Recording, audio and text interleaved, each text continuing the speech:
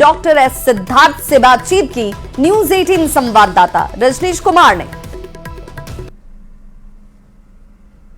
शिक्षा विभाग के एसीएस डॉक्टर एस सिद्धार्थ लगातार एक्शन में हैं और स्कूलों का निरीक्षण भी कर रहे हैं और किसी को पता भी नहीं चल रहा है कि एसीएस खुद निरीक्षी पदाधिकारी बनकर आए हैं।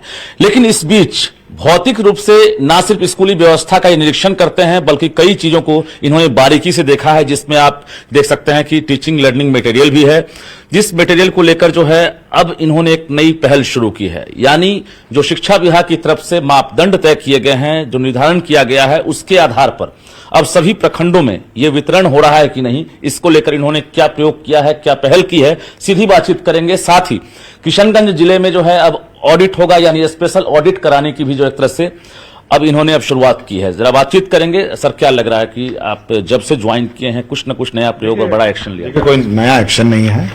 जो सरकारी व्यवस्था है और जो सरकारी नियम है उसे लागू करने का प्रयत्न किया जा रहा है। कोई नया एक्शन नहीं है और कोई नया डिस्कवरी नहीं है। और जैसे आप देख रहे होंगे कि ये करीब इलेक्शन से पहले खरीदा गया था और स्कूलों में वितरण अभी इलेक्शन के बाद शुरू हुआ है। और हम लोग यही चेक कर रहे हैं कि जो सामग्री विभाग ने उस समय दो तीन महीने पहले जो मापदंड तय किए हैं, जो स्टैंडर्ड्स तय किए हैं, जो अप्रूव्ड सैंपल हैं, वास्तव में वही स्कूल में पहुंच रहा है। क्योंकि बहुत 80,000 स्कूल हैं जी, तो इतने दूर दराज में एग्जैक्टली यही सैंपल जा रहे हैं। उसी का मैंने जांच के लिए बुलाया है और मैंने ये कहा है कि 534 जो अंचल हैं, ब्लॉक्स हैं, उसमें कम से कम एक सेट नमूना वेरीफाइड और अप्रूव्ड जो होगा वो रहेगा। और कोई भी व्यक्ति इसको मिलान कर सकता है कि वास्तव में ये सैंपल जो है, यही सैंपल बच्चों को बांटा जा रहा है। कल आपने स्कूल में जब निरीक्षण किया तो आपने क्या पाया? मैंने देखा बड़े अलग अलग तरीके थे। लोगों ने कहा कि पिछले साल का है या उससे पहले साल का, मैं उसमें ज्यादा गया नहीं। दिखा हाँ, मैंने देखा नहीं, बट लोगों ने कहा कि इस साल का तो अभी बांट ही रहे हैं। लेकिन इस साल जो भी कार्य हो, जो हमारे मापदंड हो, जो स्टैंडर्ड्स निर्धारित हो, उसी के अनुरूप हो, ये सुनिश्चित करने के लिए। बिल्कुल, जरा हम दिखा दें आपको। एसीएस हमारे साथ भी हैं और देखिए यहाँ पर ड्राइंग वर्कबुक है, इसके साथ साथ पेन है, इंस्ट्रूमेंट बॉक्स है और इसमें सारे मटेरियल्स जो है उपलब्ध हैं अच्छी क्वालिटी की। और इसके साथ साथ अब जी सब में ISI भी है और ISI मार्क भी है। देखिएगा, ISI मार्क है सब में। तो ये है कि क्वालिटी, और सब में मोहर भी लगा हुआ बिहार शिक्षा परियोजना परिषद। ये क्रैक कौन करेंगे? ये हो चुका है, ये इलेक्शन से पहले हुआ था जी। और वितरण की प्रक्रिया चुनाव के चक्कर उन्होंने एक गलत क्रैक किया होगा। नहीं, क्रैक गलत नहीं हुआ है। मैं क्रैक की बात नहीं कर रहा हूँ, अभी वितरण होगा। अच्छा। और वितरण में ये जांच होनी है कि वास्तव में जो यहाँ से अप्रूव्ड नमूना है वही बच्चों को मिले। मतलब एक बार फिर से आप जो है इस चीज की जांच करवाएंगे कि जो बच्चों की नहीं, जांच नहीं है, मैं तो ये मिलेगा। देखिए, एक बार आप अलर्ट हो जाएंगे कि जो चीज हम लोगों ने अप्रूव किया वही बच्चों को मिले, तब फिर बात बिल्कुल मतलब सावधानी की बात है। मतलब सावधानी हटी और दुर्घटना घटी, ये ना हो। अभी किशनगंज के साथ साथ गोपालगंज डीईओ और जो किशनगंज के डीपीओ हैं उनका निलंबन हुआ है, इसके साथ साथ बर्खास्त की कार्रवाई हुई है। अभी आपने स्पेशल ऑडिट कराने का भी आदेश जारी कर दिया है। किस प्रकार की गड़बड़ी दिखी? देखिए, जो गड़बड़ियां हैं वो तो हम लोग ऑब्वियसली जांच करेंगे और मैंने इस संबंध में बहुत सारे निर्देश भी दिए हैं और समय भी दिया है कि यदि गड़बड़ी है तो आप पहले सुधार लीजिए।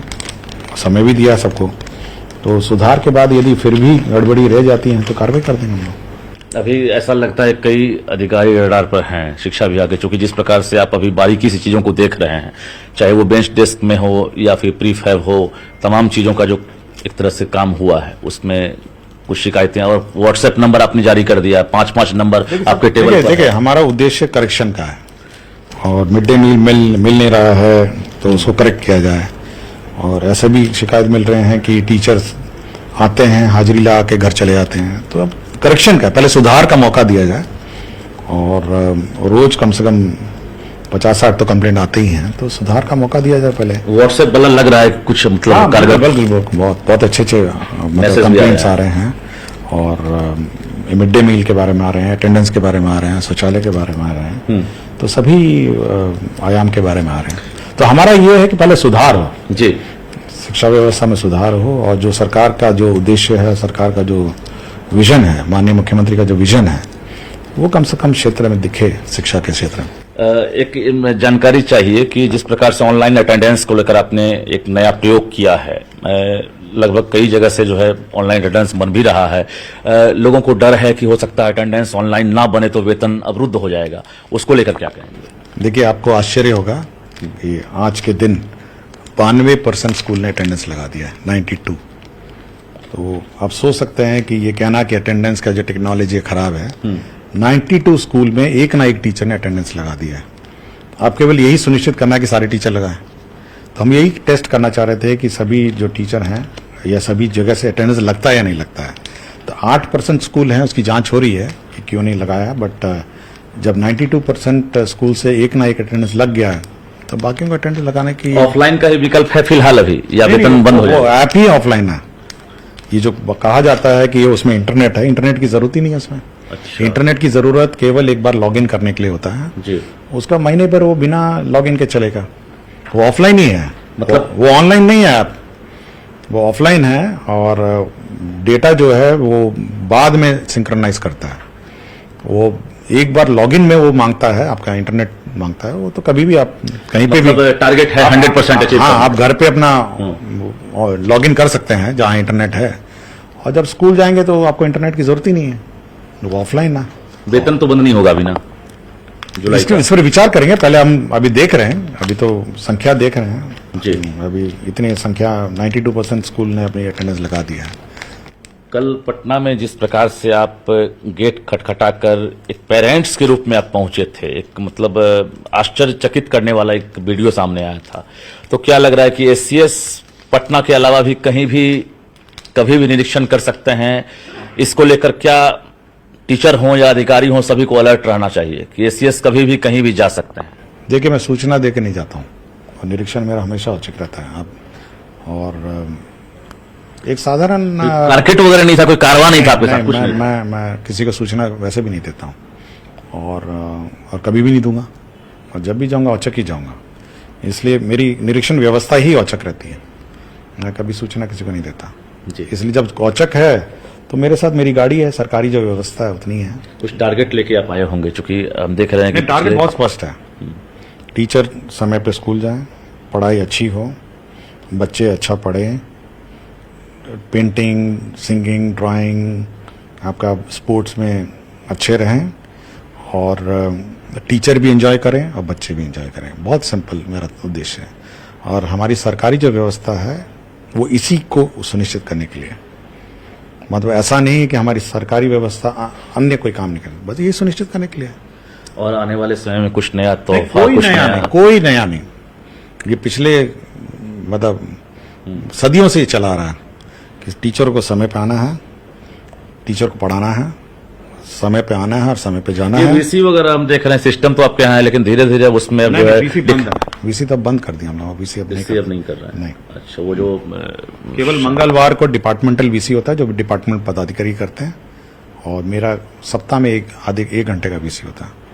जैसे आज डिपार्टमेंटल कर रहे हैं तो वैसे वो अपना कर रहे हैं। मैं यही देखना कि आज हाई कोर्ट के ऑर्डर रिव्यू होता है, आज यूसी होता है। अधिकारियों से क्या कहेंगे, खासकर जो प्रखंड लेवल के हैं, जिला लेवल के हैं, क्योंकि कई शिकायतें लगातार मिल रही है फिक्सेशन के नाम पर, इसके नाम पर। तो बहुत सारी चीजें हैं जो भाई फिक्सेशन नहीं करेंगे तो पैसा देना होगा, ये बहुत सारी चीजें हैं। तो ऐसे ज्यादातर ज्वाइन कर लिए हैं और तकनीकी रूप से बहुत मजबूत हैं, डबल पीएचडी हैं, IITN हैं, सिर्फ IAS नहीं है। तो इसका कुछ फायदा जनता को? भाई, अब लोगों को ये मतलब शिकायत नहीं आनी चाहिए, और मेरे शिकायत प्राप्त करने का बहुत स्रोत है। मतलब ऐसा नहीं है कि कोई मैं सरकारी व्यवस्था से प्राप्त हूँ, बहुत सारे स्रोत हैं, बहुत पब्लिक है, रोज मिलती है। तो मोबाइल भी है, कॉल सेंटर भी है, चलते चलते कोई भी बोल देता है। तो इसलिए ओपन कार्यालय है। और कुछ टारगेट अभी बहाली वर्क कोई टारगेट सरकार ने निर्धारित किया अभी जो सरकार। एक साथ कई पद पर हैं आप, तो क्या लग रहा है एक बड़ी चुनौती आपके लिए भी होती होगी कि यहाँ भी स्मूथली काम करना नहीं है? मैं तो बहुत बार रहा हूँ, ऐसे कोई पहली बार नहीं कि मैं अनेक पद पर ना रहा हूँ। स्मूथली काम चल रहा है, चल ही रहा है। दिख नहीं रहा है आज बैठ के मैं पेन और पेंसिल मिलान कर रहा हूँ, होता है। और ये मैं जो बच्चे देख रहे हैं आपको, जो टीचर सुन रहे हैं, उनसे क्या कहना चाहेंगे? कई सवालात हैं, अगर आप इजाजत दें तो। बहुत सिंपल है कि पूरी व्यवस्था में बच्चा सबसे मोस्ट इम्पोर्टेंट मतलब स्टेक होल्डर है, ठीक है ना। सबसे पहला स्टेक होल्डर बच्चा है। और मैं बार बार कह रहा हूं, ये शिक्षा विभाग सरकारी व्यवस्था का विभाग नहीं है, बच्चा है इसका सबसे इंपॉर्टेंट स्टेक होल्डर। उसके बाद टीचर आता है और उसके बाद जो स्टेक होल्डर बनाइए, लेकिन सबसे पहला बच्चा है, उसके बाद टीचर है। 2-3 चीज पर मुझे लगता है कंप्रोमाइज आप नहीं करेंगे, बच्चों की पढ़ाई से, टीचर की टाइमिंग से और टीचर का क्वालिटी ऑफ एजुकेशन से, चौथा समय पर सैलरी और corruption at block and zero tolerance. Zero tolerance. बिल्कुल, तो हमारे साथ शिक्षा विभाग के एसीएस डॉक्टर एस सिद्धार्थ थे और इन्होंने बारीकी से जानकारी दी है कि इनका लक्ष्य क्या है, कैसे अभी प्रयोग कर रहे हैं।